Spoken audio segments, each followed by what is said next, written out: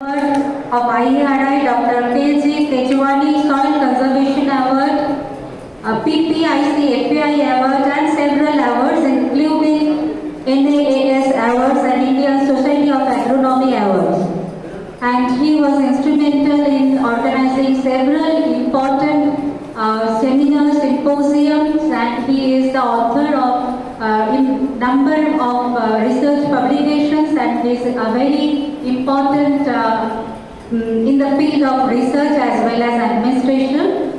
And at present he is the Vice Chancellor of ICR NIBSM and also the Honorary Director of the Institute. And one of our, as we need to know, one of our first student is also presently working under him, Orko Prabhu, and we are anxiously waiting to listen from Sir about the various aspects regarding sustainability and his thoughts and what we can do in the future days. So I welcome you, Sir, on the dais to deliver today's first foundation lecture.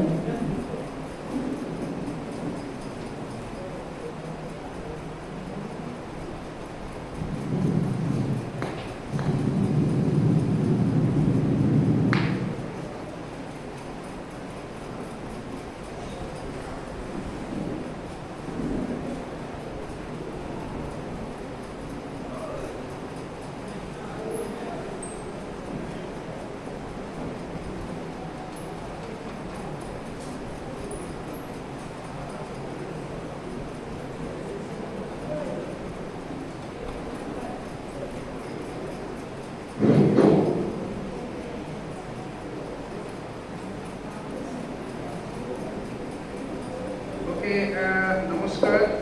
Now we can start, perhaps. Okay.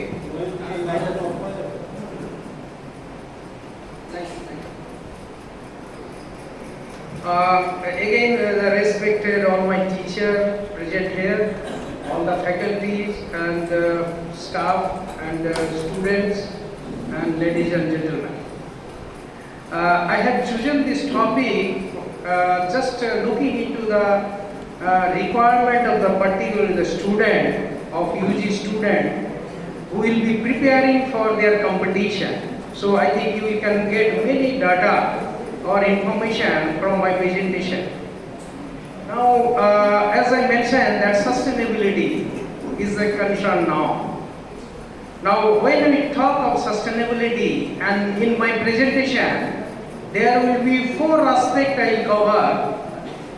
The where we were earlier,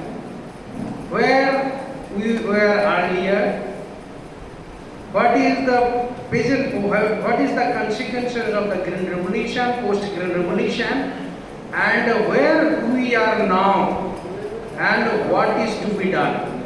So that will be 4 or 5 compartments in my presentation. So just it's a meaning of sustainability is a simple meaning, is meeting the need of present without compromising the ability of future generation. We cannot damage the requirement of the future generation to meet their own needs. This is a simple definition of the sustainability. And 3 components we can pick up from this meaning. That is the environmental issues, social equity issues, and economic viability. And all 3 are interlinked and which requires a system approach. This is in a broader sense, is sustainability in a broader sense. Now, what our Gurudev thought about the sustainability? What I explained exactly, Gurudev has given a thought of sustainability. If one who plants trees, knowing that he or she will never sit in their shade, even by knowing also he or she has planted to understand the meaning of life. It is indirectly, that is what is sustainability.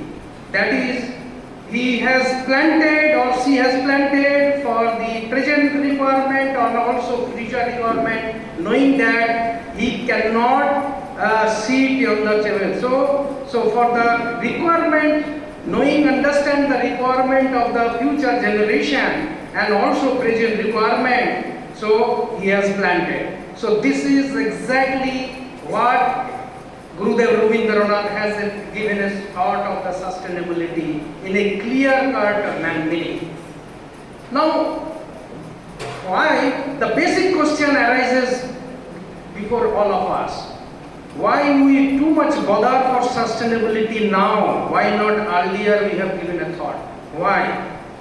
To answer this question, I think we should critically analyze the pre-independence era, post-emergence, post-Green Revolution era, where we are now. So if we critically analyze, I think our answer will be clear that why we bother too much for the sustainability right now.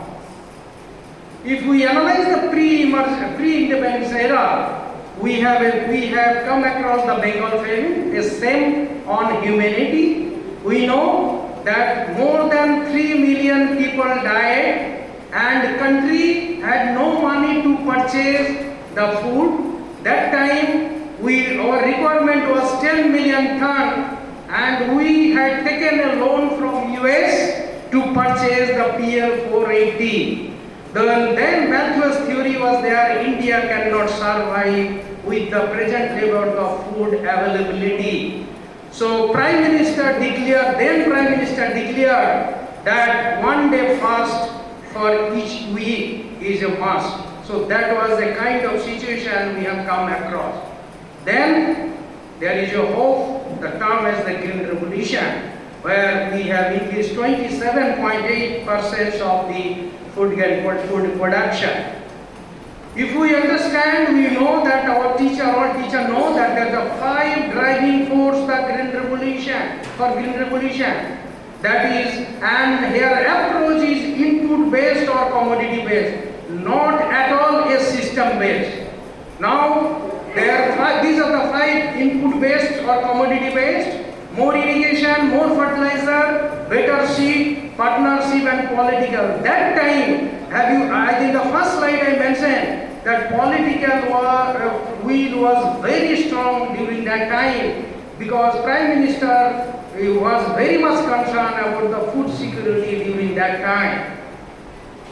Now, if we go through the sequence of the event, if the 1950 is the decade for the development of the expansion of the irrigation, then it is the 1960 decade where the intensification of high-yielding variety taken place. In 1970 decades, we have integrated the high-yielding fertilizer procedure and what we call a modern technology. Then it is between the 70 and 80 decades where we realize that yes, we need a technology for the rainfed. And then it is 1990 we realize that we are going for exploitative agriculture. So what we need, there is too much we are damaging, and then we need a input, enhancing the input use efficiency. And 2000 onwards, we are increasing the production, and we know that today we have achieved all that time for the highest production of 318 million ton of food production. That means we have transformed the Indian agriculture like anything, starting from the food shortage to the self-sufficiency, and then we are also front-ranking producer of many commodities, pulses, milk and groundnut and others. That means we have also obtained the Green Revolution, White Revolution, Green Revolution. But the biggest question before us, what is the reality now? The reality, although we have achieved the highest all-time production of the food can production of 318, the reality with great effort, the sustainability of many production system is in question, particularly the cereal system or cereal-based system. Then why this is the sustainability in question? To answer this, we know that we have to analyze what are the sustainability issues. So these are the why, then these are the sustainable issues. We have a sustainable issue on abiotic stress related, climate change, biotic stress, genetic loss and nutritional security. Now, when you talk of abiotic stress and biotic stress, I think concept is clear. Abiotic stress is a non-living caused by a non-living matter, that is either it is excess or deficit in a physical form or chemical form. But biotic stress is caused by the living organism, and these are the causal matter, pathogen, weeds and herbivores. So this is under. Then sustainability. Now coming to the biotic stress issues, we know the degradation of the natural resources. These are the long listing. But out of these, among these issues, the depletion of the soil carbon, organic carbon is a major issue. Why? Because we know that soil organic carbon plays a clear role in any production system because it influences all processes, three processes, soil, physical, chemical and biological processes. Once we know, so this is a very critical issue, that soil organic matter. Then second issue is the loss of biodiversity and climatic variability, what we have been experiencing nowadays. Now this is a kind of experience we are having, that is a residue burning in Punjab, Haryana. And I think we know that Delhi and NCR, they are suffering like from this smokes and pollution every year. Although there is some control measures. Land degradation, we know that it is a continuous process, and we have exceeded the permissible limit, and in many locations. Then cereal, as I mentioned, that it is because of the continuous cultivation of this cereal rotation. I think our soil organic, as you know, that 67% of our soil is low in organic carbon. And the same is true in case of the groundwater depletion. 54% of the groundwater is depleted like anything. You see the permissible soil limit. We understand that this permissible limit is 2.5 to 12.5 ton per year. But average soil loss in our country is very alarming, that is 16.5 ton per hectare. And that is varies according to the soil and also zone. So this is a kind of data we have. Now the land degradation, the very major pinpointing point is that the major factor for land degradation in our country is water erosion, which leads to 68.4%, even much higher than the global data, 55.8%. And it followed with the chemical degradation and complex in our country, which also much higher than the world average, that is 12.2%. Soil carbon status already I have mentioned. Then water. Our surface water resource reduced by 7% due to forestation and soil erosion. And as per the Planning Commission estimates, the 70% of the population will be under absolutely water security, and 76% will be on the verge of economic scarcity and heat stress, maybe because by the 2050.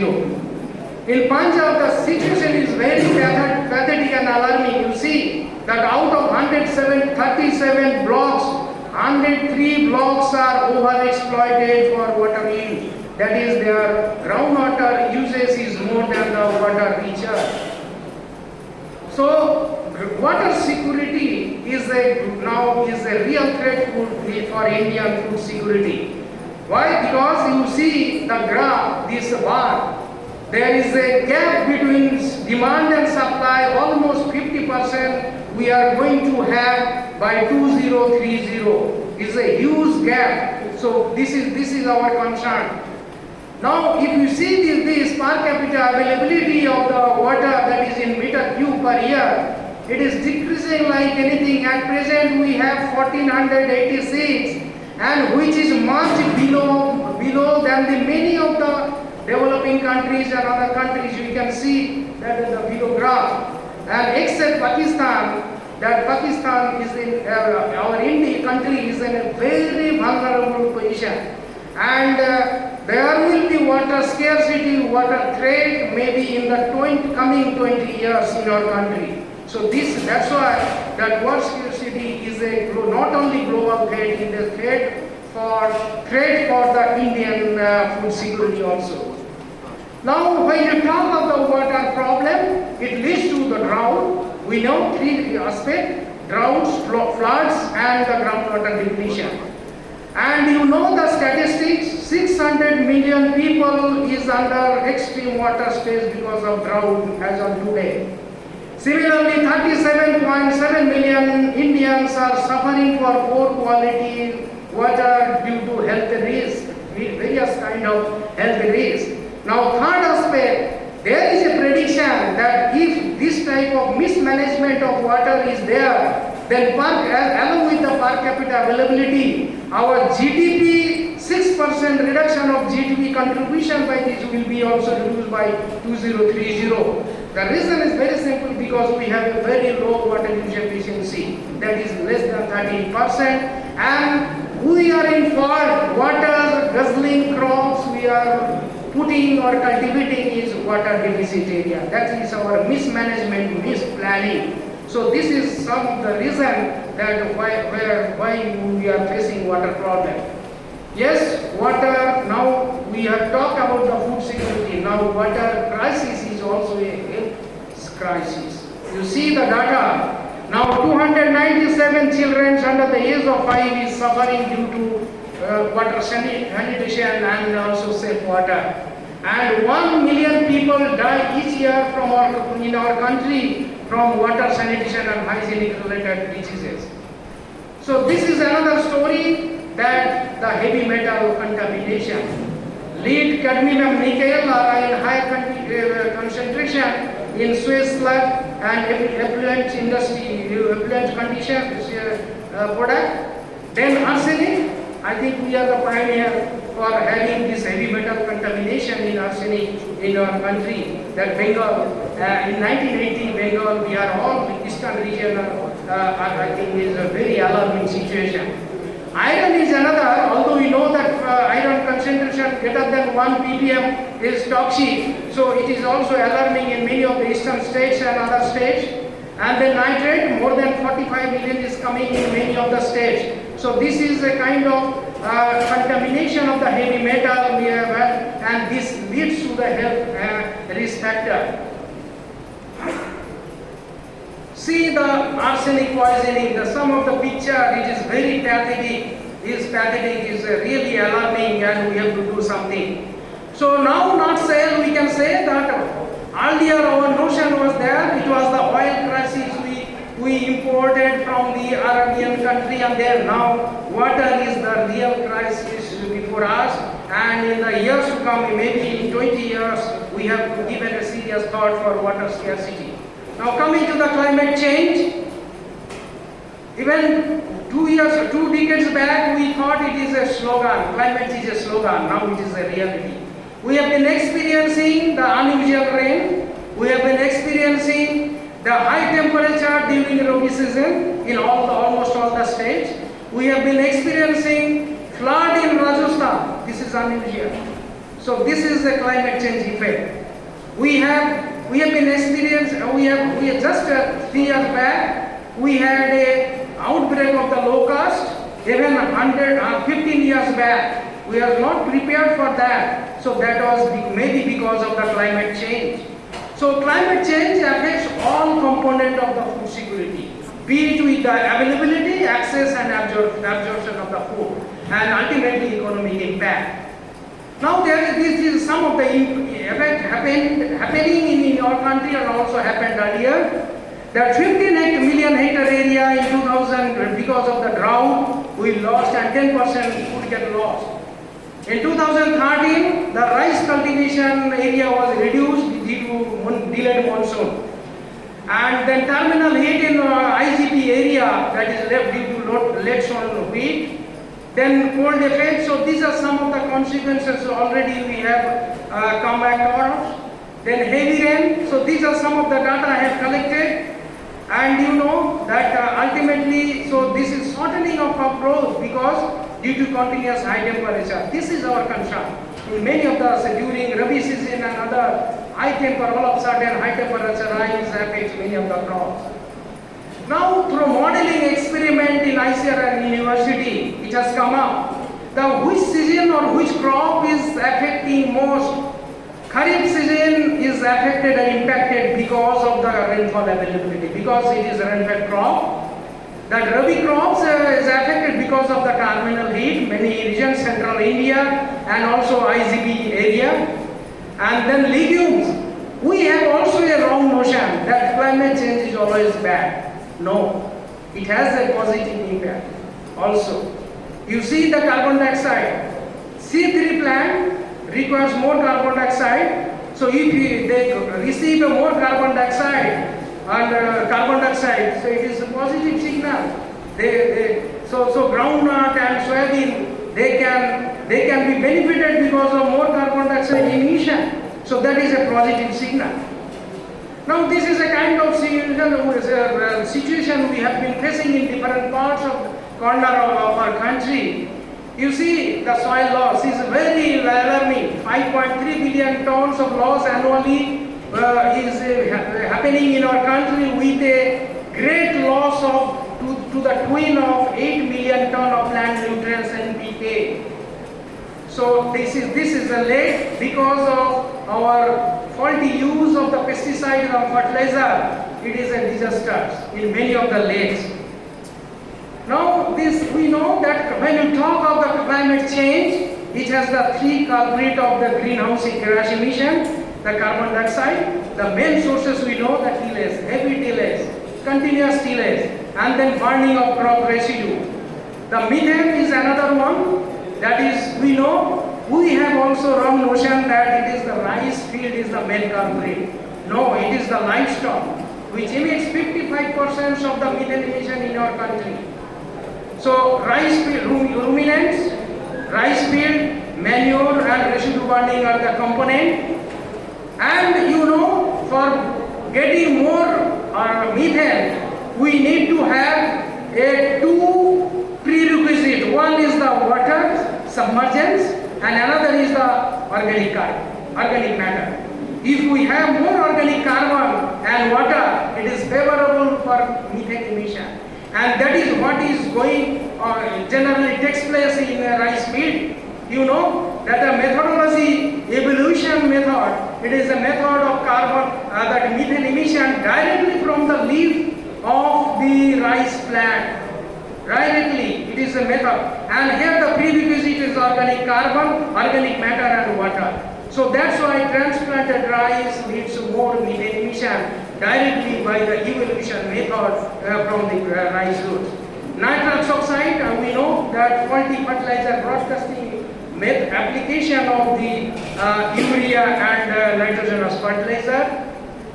Now coming to the serious situation in our country. Our country is responsible for 7% of the global carbon emission. The next, it is ranked third in the globe, next to the China and USA. And you see the main source from the industry side, it is the coal and oil and natural gas. 74% of the energy demand is required from the coal. So this is from industry side. But when you talk of the agriculture, this is industry side. In talk of agriculture, our Indian agriculture accounts for 14% of the country's total greenhouse gas emission. As I mentioned earlier, that it is the livestock which emits 55% of the methane emission, and agriculture soil, maybe your tillage and other matter, it leads to 19%, and the rice field only contributes 17%. Earlier we had a wrong cultivation, and India was blamed earlier that because of continuous rice cultivation, it leads to more methane emission. It was blame given by the developed countries, but it was a wrong notion. The reality is now, this is a reality. So global greenhouse emission is 54.8 gigaton carbon dioxide. Now emission itself from the agri-food system is 17, huge amount, 17 GG CO2. Now as I mentioned that India is the third largest emission of GHG, and you know here the data says that burning of 1 ton of rice straw emits 10 to 13 kg methane and 33 to 43 kg nitrogen oxide. And you know that nitrous oxide, global warming potential of nitrous oxide is 300 times more than the carbon dioxide. So anyhow we have to manage very amicably the nitrous oxide, otherwise the emission level will be more high. So as I mentioned now, so far I mentioned that climate effect of the climate change on food security. But here the climate change also affect the human health. And here the human health how? Directly by the extreme weather event and indirectly by air quality. So these are, and also it affects the economy of our country. Now here, I think it is visible or not, I don't know, but you see that these are the exposure of the extreme climate, and you see that because injury and mortality takes place because of extreme event. Then waterborne disease and vector-borne disease, all these are because of the climate change effect. So ultimately climate change affecting human health also. Now I have covered biotic stress issues, biotic stress and this climate change and now biotic stress. You see that biotic stress is also a very alarming in our country. Is economic loss is to the tune of 225 crores annually, and our country accounts for 6 to 37%, and globally it is 20 to 40%. The major effect we have been experiencing the minor pest is becoming major pest, and then we have no methodology available in our country to estimate the correct method of estimation of the loss, economic loss or estimation of loss. Can we have our digital system, artificial intelligence or remote sensing for accurate, whatever the present level, a committee is formed, the committee visited, get data from the state department or maybe block level, and that may be a crude method of estimation. Can you have the accurate method? So this is not available now. Understanding pesticide-induced resistance, it is happening with many highly variety available. So reoccurrence and occurrence of the pests and diseases. This is a climatic effect. High temperature, increased number of generation of the pests and diseases, increase also overwintering of the survival, outbreak of plant diseases transplanted by the insect. It is a heavy precipitation. The positive way it washes out your larva and other, but it has a ground has a way that it's more the plants more susceptible to insect pests. Transboundary. This is a very pathetic and alarming situation. Transboundary plants. Yes, already locust I have mentioned. Cassava millivore is a newly introduced in 2000. Is an invasive pest. It has introduced in our country already. Fall armyworm has entered in our country in 2018. It is a very alarming situation. So like this, these are the pests already invested in our country. Now papaya millivore, it is also has come now. So these are the threats to our country, transboundary, because of the boundary of our neighboring states. It has come up in our country. So this is a threat. Maybe this will be some of the information of the pathology student or maybe faculty. So this is happening. This is also a serious threat to our country, that wheat UG99 race of leprous pathogen to Africa, Middle East and Asia. So any times it may invade, and this is a serious threat. So some looming threats I am not reading, but this is something we are predicting that any times if you don't take any correct preventive measures, so this any time it may invade in our country. So genetic loss, Yes, we are also experiencing that 41% of the forest cover is under degradation. Traditional, many of the crops, the rice, small millets, pseudo millets, they have disappeared because of this. This is our loss of our national oil. That India, you know, that home to more than 1,000 jamplajan of rice. Whether we have right now, I think we lost many of the jamplajan. Around 5,000 land races of rice from Northeast India has vanished.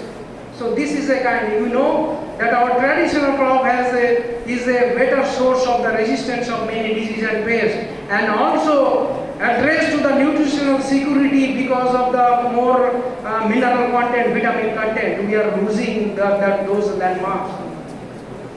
The forest cover, we know that we need a 33% forest cover, but at present we have 24.62% forest cover. This is the current data. But Chhattisgarh is lucky enough, it is 44% forest cover. And you know that you see the annual growth rate, it is hardly 0.1% and is till today. Per capita availability of the Indian forest is very alarming, pathetic. It is 0.7 against the permissible limit and also the world average. So this is a kind of situation we have in other issues. So far I covered the component wise. Now other issues, saturation of many highly. We are not getting the expected yield for which the variety has been released. Because of these, there are saturation, genetic erosion, gene erosion, and also pesticide resistance. And then small holding and then mismatch. This is very important point. We have a mismatch between production cost, market price, and purchasing power of the people, and farmers are suffering a lot. Food grain, this is a pinpointing point, that food grain surplus. Yes, we have a now surplus food grain. In some location there is food insecurity, but overall we have a food grain surplus. But the point mentioned here is we have a loss of produce because of loss in go down, loss of post-harvest losses. So these are the 2 points, post-harvest losses and then. This is a very important graph. The post-harvest losses or wastage, particularly the vegetables and fruits and vegetables, and also the pulses and oilseed. It's a very alarming situation of the losses, maybe due to the post-harvest losses or go down losses. So this is, I think many of you might be knowing, I can skip this, but the thing is that we are in a position in declining. You see the declining the per capita availability in land. This is in 2019 data we have at present 0.12, where we had that 0.33 in 1951. So this is a kind of nutritional security. You see that this is a very important slide for the student. Among the Asia countries, our country is very vulnerable to the nutritional security.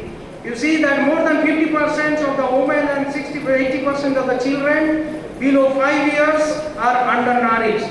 And if you see the current data, that our country ranked in the global hunger index is 107th rank, which was 2 years back, it was 103. So we are losing our confidence day by day, and the score is 29.1, and this score indicates that it falls between, our country falls between that serious to alarming situation as far as the nutritional security is concerned. Now we have a pressure on food. We need more food, diversified food, better quality food, and safe food. We do not have now, except in some cases. This is a very important slide for the student. You see that low-income countries like us, we are suffering from the micronutrient deficiency and reduced energy deficiency. But in contrast, that high-income group countries, they have the obesity, that they are taking excessive food, excessive energy. So both leads to health risks, human health risks in our country and also other countries. We do not consume enough food. You see that WHO recommended 84 gram protein per day, but at present we are consuming 63.2. So, and this is the kind of data student for student. Day by day, over the years, we are losing the mineral content, vitamin content of our vegetables. You see, in 1914, the vegetable content high mineral concentration, and now it is decreasing like anything day by day. And this is also another important slide that many of the fruits, vegetables, the fat content, that green color is the fat content is increasing, but we are losing the protein, carbohydrate and mineral content. So many of the fruits are no more healthy. You see, cereal, pulse, vegetables, less carbohydrate, protein and micronutrient, we are losing this content but more fat, that is what is not desired. Then fruits, less micronutrient, and then milk and egg, low protein. We need more protein. Why we take milk and egg? For the interest or for more protein? We are losing protein content. So what is our target? So we have to increase the availability of animal protein. So this is a take-home message from this slide. So we have to depend more on the animal protein. Now I have covered what is the requirement, what is the issues of the food security. What do we have now? We have the very scarce resources. We have only 2.4% of the world area, 4.2% of the world water, and during last two decades we are listening, it is plus minus 142. We know that the urbanization and construction and building, still we are claiming that we have 142 million hectare cultivated land. But we have a target. With these resources, we have to feed 17% of our human population in our country, and 16% of the livestock population. So challenges, these are the challenges before us. Increased demand of agriculture, improve productivity, improve factor productivity, and conserve natural resources. Globalization is an issue. We have to go in the global market, which was the prime target of our Honorable Prime Minister nowadays. Now challenges. By 2030, we have to produce 355 million tons, which is possible only through use of innovation technology. That means our present productivity level is only 2.42 across the crops, across the technology, but we have to produce, the productivity should be 3.3 at least to feed the nation and to achieve the target. So we know the sustainable development, and I don't know student knows that a sustainable goal is a UN target in 2015 where they set up 17 actionable points and for food and nutritional security, and this should be the commitment for each and every country. Our country has also committed. So as far as the agriculture is concerned, our first commitment is the zero hunger, that is point number 2. And this is compounded by many components of agriculture. This is the good health, water and all. But another dimension of the agriculture is the quality education, and no poverty is the number 1, and the climate change and land degradation is biggest issue in our country. We have to have a carbon neutrality and also land degradation neutrality by 2030, which is next to impossible. You see, so that means in a nutshell, we have 3 greatest challenges. Along with the food security, we need to have the nutritional security and income security. We need to develop adaptation and mitigation strategy, and so now we are facing the climate change, energy, water nexus. So we have to have a sustainable use of water, land and energy resources. Our Prime Minister in 2018 given a set a target that we have to double the farmers' income. So whether we have come up, what are the considerations? Perhaps these are the considerations. These are the considerations for doubling farmers' income. That is productivity increase. We cannot say inconsistency. There should be consistency in productivity increase. And then most important is the reduce the production cost. If we reduce the production cost by using the locally available resources, automatically you will improve your input use efficiency. So that is the tie-up. And then some of the things I am not reading. So, custom hiring is another issue. So I think many of the location, this is I think is well taken. And selection of crop based on the market and price. Okay, we have achieved a lot. Green revolution, white revolution, blue. Now we are targeting evergreen revolution. And so why we target? Why? What is necessary for second green revolution? So as I already mentioned, we have to feed the increasing population and for better and quality food.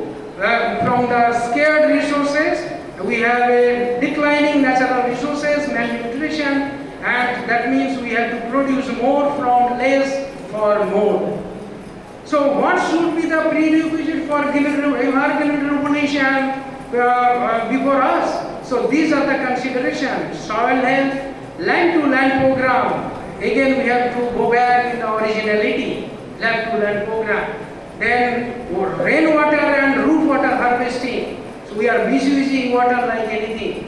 Then proper marketing facilities, sufficient storage facilities. That is, I think our government is taking care. Nutricerials. I think this is a year of international year of millet. So I think in many states or government of India now it is celebrating like anything. Now the biggest question is whether in the same approach will work for the green revolution and second green revolution, because in the first green revolution we had a input based or commodity based approach.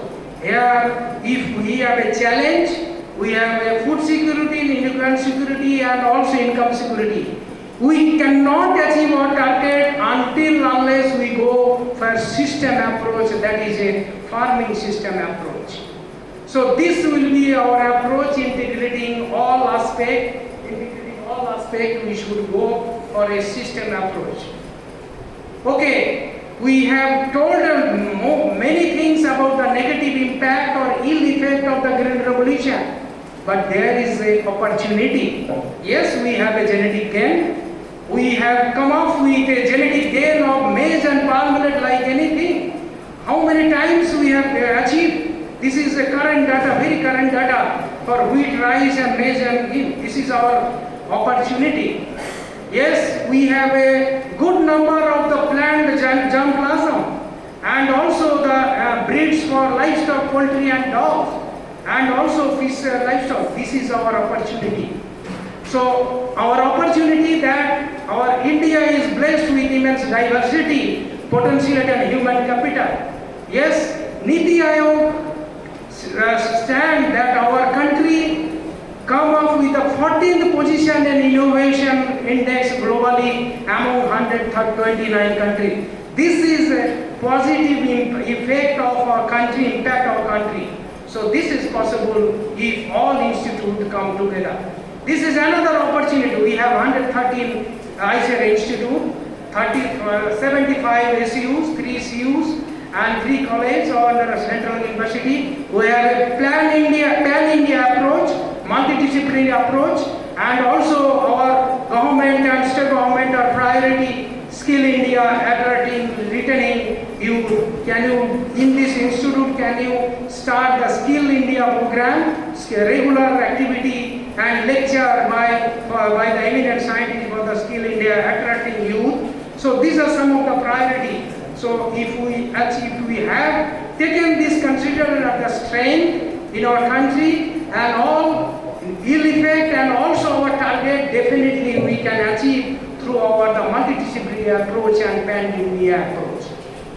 Now coming to the last part of my presentation, the role of institution and science-led innovation. As the topic says, the sustainability, we have to have a consideration of sustainability indicators. We should have a thorough understanding of the sustainability indicators. There are three dimensions of sustainability indicators, that is soil health indicators, water resource indicators, biodiversity and ecology indicators, and socio-economic indicators. So these are the indicators. I am not going to read. If you want, student can have my slide, you can go through. So this is for your knowledge. So then, what is our priority?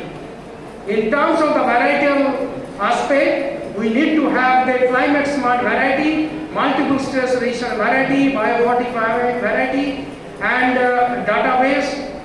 The work has been initiated in many institutions in this direction. But what is required is that we have to have and work in a multidisciplinary approach. So isolation approach or inter-institutional approach, that we need to have an inter-institutional approach, inter-divisional approach. So that is the requirement of the hour. Now this is the plan beta, this is a target and challenge for different crops. So this is, we maybe plan beta fully aware of this. So this is the target for our crop to fulfill our challenge. And shortening of duration to escape the drought and many disease and pests.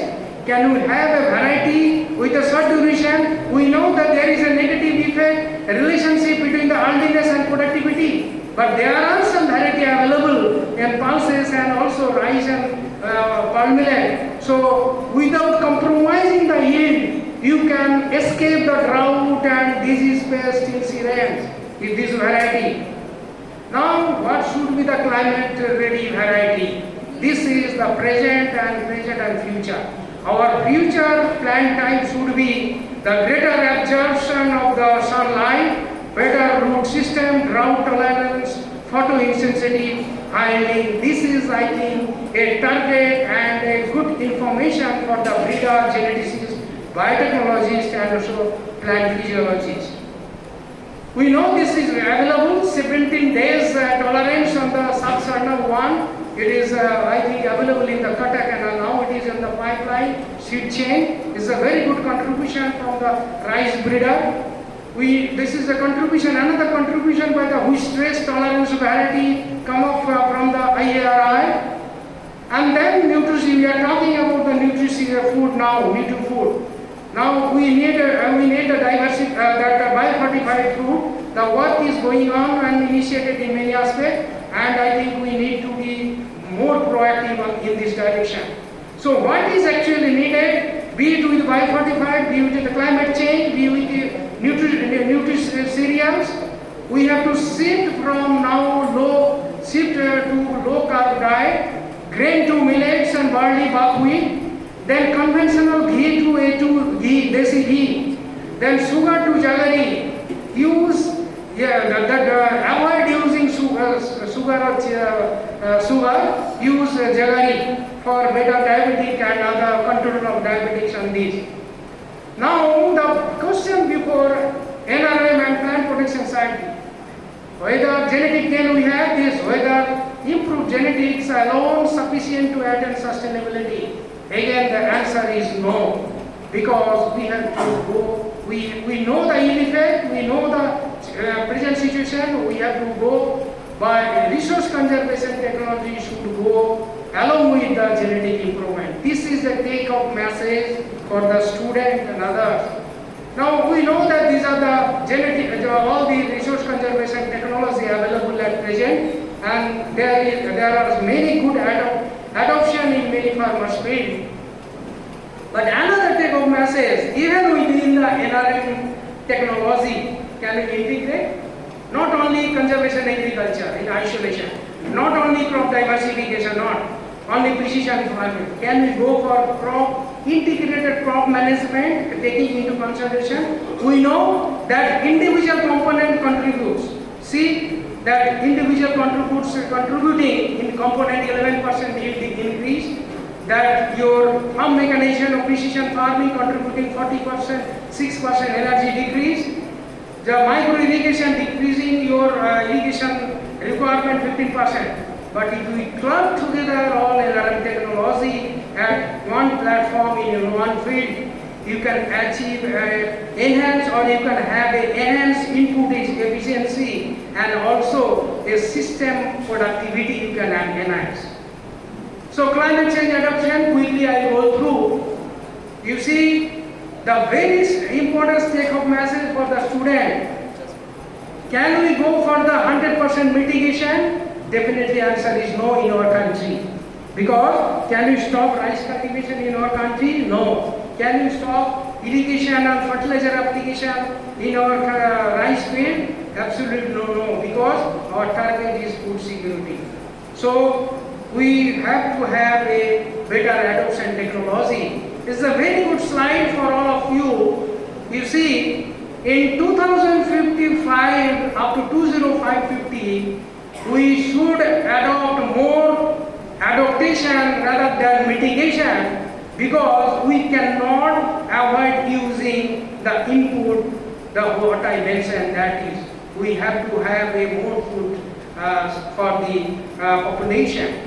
So by 2050, our priority should be adaptation. The resistant variety or maybe the existing variety should be adopted in a present situation by the climate change. But mitigation will also continue, but our priority should be adaptation, and the notion is adaptation-led mitigation is the priority. And then mitigation will be taken care later on. So these are some of the characteristics for the drought, flood and salinity. This will be taken care by the NRM scientist and also breeder. So what should be the plant variety for drought, resistant flood and salinity? Another important take-home message, and apart from the varietal resistance, the crop, be it with rice or rice, crop has to be resilient. Crop has to be resilient. Crop has to be resilient, and then your variety will take care the rest of your that climate change. So that means crop has to be more resilient to heat, drought, flood and salinity. It is not only the contribution of resistant variety, but crop has to be resilient. This is a take-home message. You see, why I am taking, you see the difference. If you have a direct seeded rice, adaptation, this is an adaptation technology. It is more tolerant to water stress than your puddle rice. If there is a shortage of water, a cracking is coming and it is more susceptible to the stress.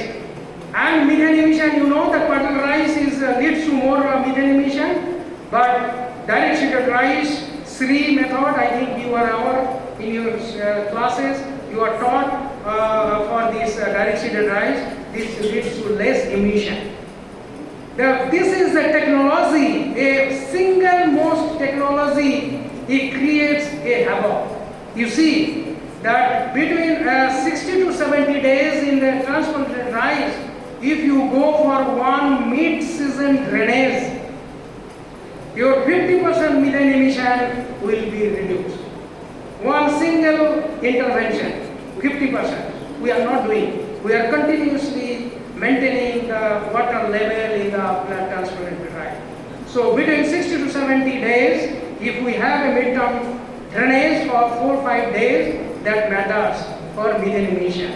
So this is some of the awareness we should have, because but as I mentioned, nitrous oxide is very serious.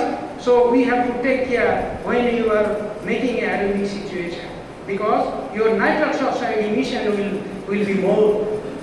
So this is some kind or the same thing I am doing how the direct seeded. Now coming to the efficiency, you know the sensor-based irrigation or fertilizer application always play. It reduced 25%. The leaf chart and other, I think you are aware of the fact, leaf chart and others. 25% fertilizer economy will be there. Biochar, I think Dr. Dev may cover it is because it is of soil health matter. I am not going. This is live. You see, hedgerow or live mulch. If you plant the hedgerow around the barn and you can use a live barn, this is a good source of nutrient and also carbon sequestration, and also the emission of the carbon from the soil will be very less. So this is a kind of nutrient available in the hedgerow. This I can see it, you know the beauty of the fortified and coated fertilizer. Carbon sequestration, I think now you know, now it is a necessity. It is not a by choice. Because you know the soil is a source and symbol.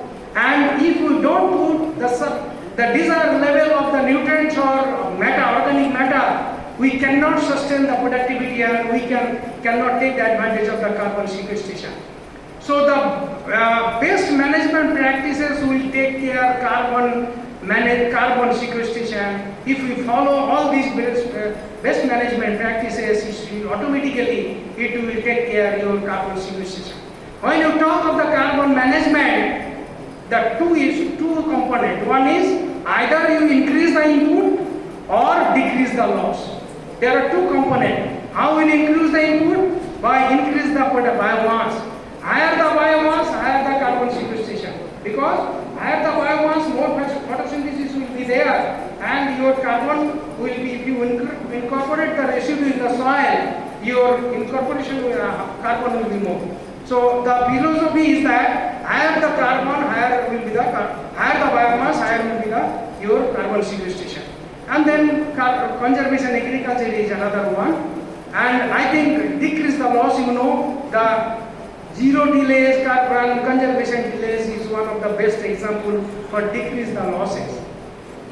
What should be the plant characteristics? Have you come across what should be the plant characteristics for better carbon sequestration or carbon management? I think this is for the student. We have a notion that for better mineralization of the nitrogen the plant should have a less lignin content and cellulose content. But for better carbon restoration in the soil and for carbon lasting for longer period, you have to wear reverse trend. That means a plant should have a more lignin and cellulose content, should have a more biomass, and should have an extended ground cover so that your carbon loss will be less. You know, this is a beautiful gift of the crop pulses. It has all added advantage. Leaf fall, it adds your nutrient content and the carbon. Cover crop, check your evaporation loss as carbon loss. Root system, it adds your organic acid which leads to the carbon sequestration. And then bed planting, you see, this is a bed planting fallow coverage. Then as I mentioned, here you see the data. What do we understand that beneficial effect of the legumes in terms of the biological nitrogen fixation? Okay? But you see here the data. This is the research data. If you plant 1 hectare pulse or legume, it can reduce the 1 ton carbon dioxide emission. So this is a very strong claim from scientific group. Now this is I think functional, you know. Now I am coming to the close of my presentation. You know that any production system or technology should have a threshold value of the SOC for sustaining productivity and sustainability. Because yield, the SOC is a function of yield and soil health, and it varies from the zone and cropping system. You see, we have calculated a critical value of the carbon required for sustaining the productivity. And this is the kind of data our scientists have generated. We have also worked in Bhopal and your groundnut and Junagadh, how the legume can contribute to the total carbon inputs. This is my own work. I think I need your attention. You see, we have a notion that groundnut being a leguminous crop, it will add nutrient and also carbon to the soil. It will increase the fertility. It is a wrong notion. Here you can see. It has added advantage for other purpose. You see here the groundnut system, groundnut fallows, groundnut chickpea system, groundnut sunflower, 5 system was there. So to double cropping. But when we go for the Kharif fallow and then sunflower, then the same rubbish crops we have taken, you see the carbon loss per year. When there is a groundnut followed by another crops, 5 crops, it is the average, 1800 kg carbon loss per year from groundnut based system or groundnut chickpea system. But when there is a fallow system, there is a 50% reduction of the carbon loss. You see my own work and one calculation. But to compensate, if you don't change the cropping system, if you want to have the groundnut, sunflower system, groundnut, regularly every year you have to add 7.6 ton organic carbon in any form, maybe vermicompost or crop residue or FY. But in case of the fallow-based system, you need hardly 4.3 ton. So that means, why so? Because you are uprooting roots in case of groundnut. You know the groundnut where it is underground. So once you are uprooting and throwing from the field, out of the field, so definitely you are mining your nutrient from the field. So this is how it works. So this is another work. You see that another single intervention, how it leads to double cropping in high rainfall area, northeast area, where there is a acute water crisis between your November to April. We know that it is a high rainfall area, 2000 millimeter area rainfall, but absolutely drinking water problem between this period. Here my single intervention is that here is the maize monocropping system. Because of water scarcity in the month of October, no double cropping in the valley and not valley, in upland and also your upland and hillock. So what we have done, you see, there is a weeds, leguminous weeds, you will see plenty in the roadside. We have cut the twigs and spread in between the 2 rows of the maize, space at 60 centimeter spacing. And then we have, after harvesting of the maize, we have put over and above this your ambrosia, this like mulch. And that means it acts as a double mulch. And the beauty of this technology, you have only 8 levers to cut and spread. 8 levers.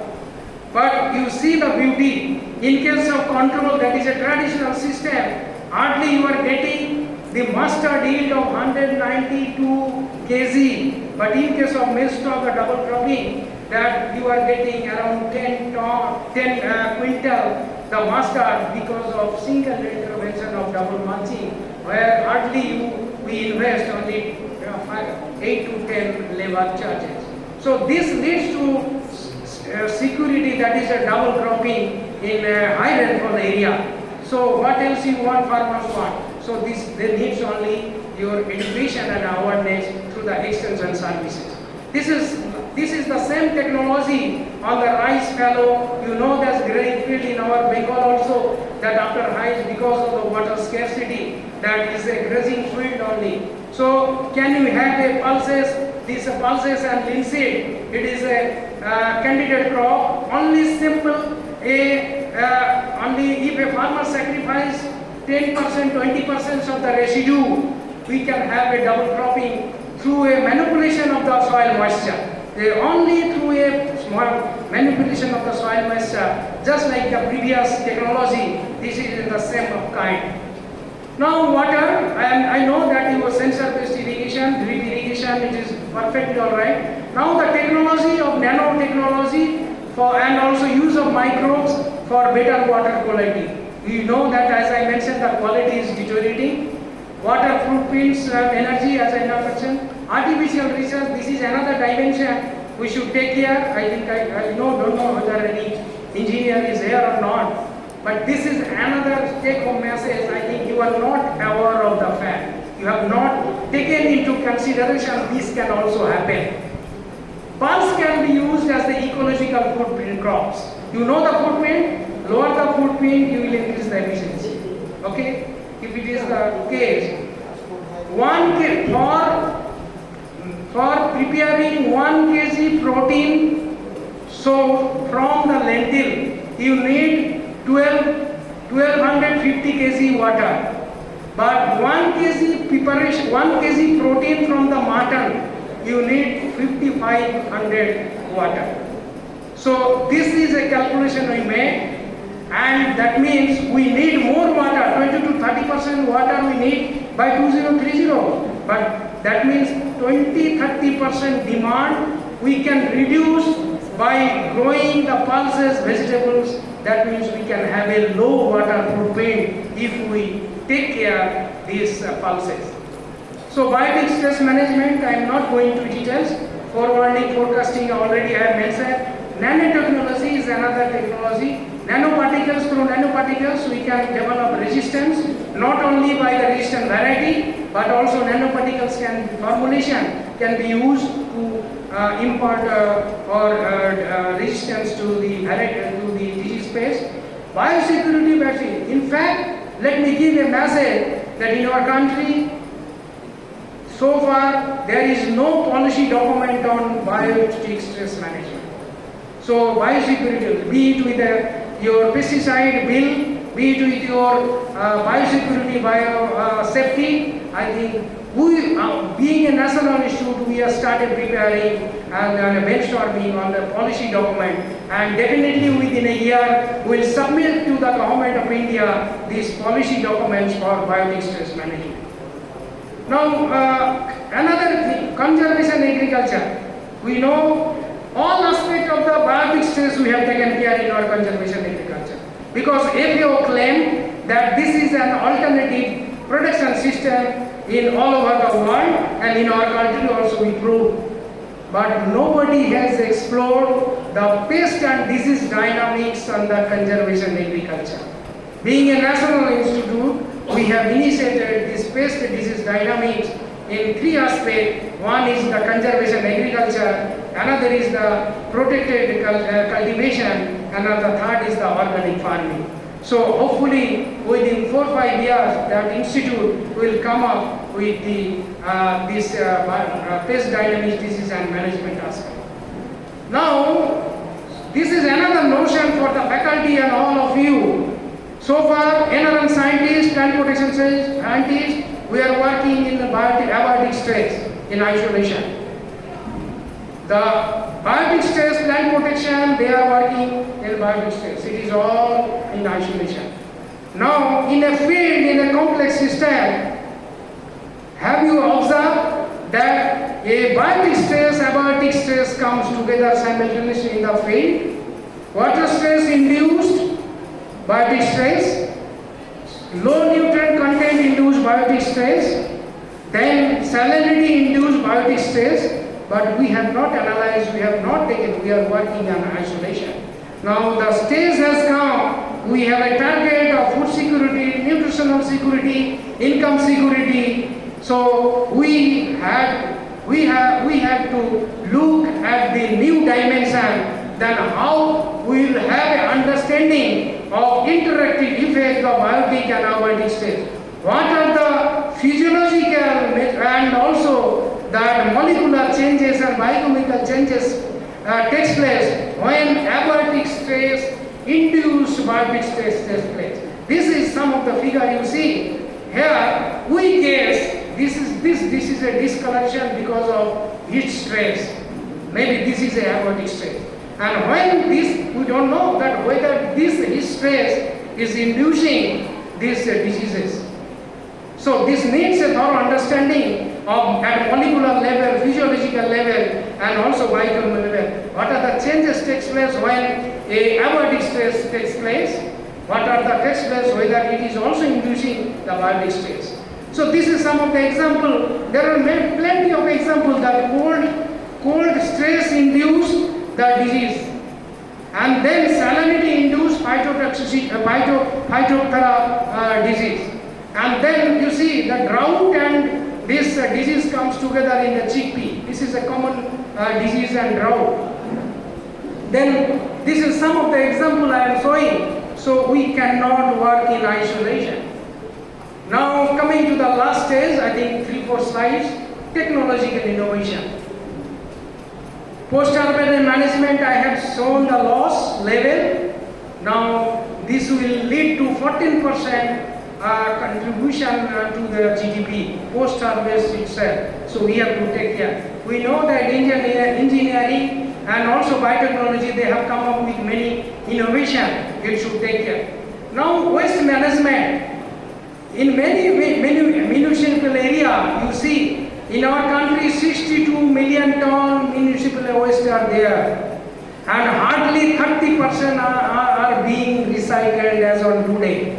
So there are good opportunity that recycling of 70% of the municipal waste can be done through a innovative technology. For that, can we have a dedicated institute for that? I think that is a policy matter. I think this is now we can start involve the farmer starting from the sowing to the value addition stage. We have never thought before. We just from sowing to harvesting they are involved. Now the stage has come. We have involved the farmers from pre-processing, from even after harvest, pre-processing and also packing solution. Everywhere they should be involved. Precision agriculture. We know that productivity in a general sense, productivity is a function of irrigation, mechanization or technology. But when you talk of the precision farming, it is a productivity is a function of, is the information of knowledge, optimization, efficiency. This is the basic difference. We all, I think it is a message for the student. So India's zero carbon emission, as I mentioned, coal and carbon. Coal is a main culprit. We have to, by 2060, we have to reduce the coal use 99%. We should take the use of the solar-based electricity, wind-based electricity and nuclear-based electricity. So alternative use there, I think you are aware of this. Now this is a very important slide for your preparation. You see, come across the Green Revolution. The China and India were the same time of development, 1960.